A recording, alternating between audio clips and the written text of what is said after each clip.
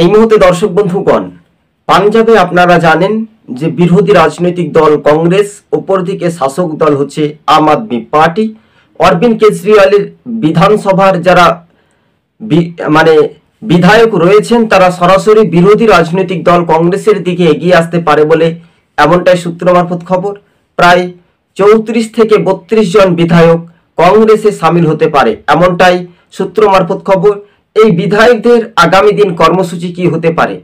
দিল্লিতে যখন আম আদমি পার্টির প্রধান নেতা অরবিন্দ কেজরিওয়াল ভোটে পরাজিত হয়েছিলেন, অহংকারী রাজনীতির পতন ঘটেছিল, ঠিক টাইমে একটি আঞ্চলিক দলেই পরিণত হয়ে এবার তার দিল্লির পর আমরা দেখতে পাচ্ছি পাঞ্জাবে কেননা পাঞ্জাবে সাধারণত 5 বছর পর পর একটা চেঞ্জ হয়, সেটা 27 বছর পর যখন দিল্লিতে চেঞ্জ হলো তখন এবার পাঞ্জাবে আগামী 26-এ যে নির্বাচন হওয়ার সম্ভাবনা সেটা কিন্তু দ্রুত গতিবেগে এগিয়ে যাচ্ছে। 26 থেকে 27 তার আগেই কি সরকার ভাঙবে?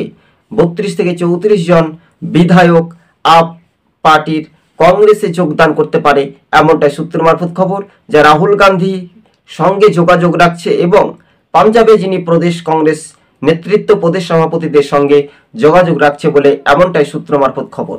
তবে দর্শক বন্ধুগণ, 2026-এ বেশ কয়েকটি রাজ্যে বিধানসভা ভোট, কেরালা, আসাম, বাংলা, এছাড়া অন্যান্য রাজ্যেও যদি আমরা তুলনামূলকভাবে দেখি তাহলে একদিকে যখন মণিপুরে রাষ্ট্রপতি শাসন জারি হয়েছে এবং বাংলার যে রাজ্য রাজনীতিতেও একটা নতুন চমক আগামী দিন কি দেখাতে পারবে যারা বিরোধী রাজনৈতিক দলগুলি রয়েছে। তবে আপ পার্টির একটা অহংকারী রাজনীতির ঘটনাস্থলে যে পতন ঘটলো সেটা একটা বলা একটা কঠিন চ্যালেঞ্জের মুখে, তাই না দর্শক বন্ধুগণ? অবশ্যই আপনারা কমেন্ট বক্সে রীতিমতো জানাতে পারেন।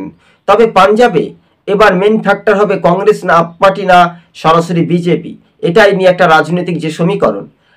পাঞ্জাবে কংগ্রেসের গোষ্ঠী কন্দলের জেরেই কিন্তু পাঞ্জাব থেকে পরাজিত হয়েছিল কংগ্রেস এবং তারা বিরোধী দলের তকমা পেয়েও রাজ্য রাজনীতিতে আম আদমি পার্টির প্রায় অধিকাংশ বিধায়ক কংগ্রেসে সামিল হতে পারে বলে এমনটাই এমএলএ সূত্রের খবর অনুযায়ী তথ্য বিশ্লেষণ করে আমরা পাচ্ছি দর্শক বন্ধুগণ। তবে হ্যাঁ, মনের থেকে কাজের যন্ত্রণা এটাই ছিল আশা, আর অরবিন্দ কেজরিওয়াল ভোটে পরাজিত হয়ে দিল্লির ছিল ফাঁকা, এটাই সর্বস্তরে মানুষের দরবারে কিন্তু একেবারে পার্ট 1 পার্ট 2 বা সিস্টেম বাই সিস্টেম এটা একটা সরজমিনে আমরা দেখতে পাচ্ছি দর্শক বন্ধুগণ। আর সেটাই নিয়ে রাজ্য রাজনীতির একটা নতুন চমক বা নতুন সমীকরণ, সেটাই আগামী দিন দ্রুত গতিবেগে এগিয়ে যাওয়ার সম্পূর্ণভাবে আলাদা বা রাজনৈতিক যে সমীকরণ সেটা আগামী দিন দেখা যেতে পারে দর্শক বন্ধুগণ। আজকে ছিল এই পর্যন্ত। আমাদের চ্যানেলে নতুন হলে সাবস্ক্রাইব করে সঙ্গে থাকবেন। আরও একবার জানিয়ে রাখি, দিল্লির পর যেহেতু পাঞ্জাবে সরকার টলমল করতে পারে আম আদমি পার্টির, যে আম আদমি পার্টির প্রধান নেতা তিনি নিজেই ভোটে পরাজিত হয়েছিলেন দিল্লিতে, এবং সেটাই যদি আমরা দেখি তাহলে কংগ্রেসের দিকে এগিয়ে আসতে পারে, কিন্তু 26-এর আগেই না 27 না তার আগেই সরকার ভাঙবে, এটাই শুধু দেখার বিষয়। ধন্যবাদ।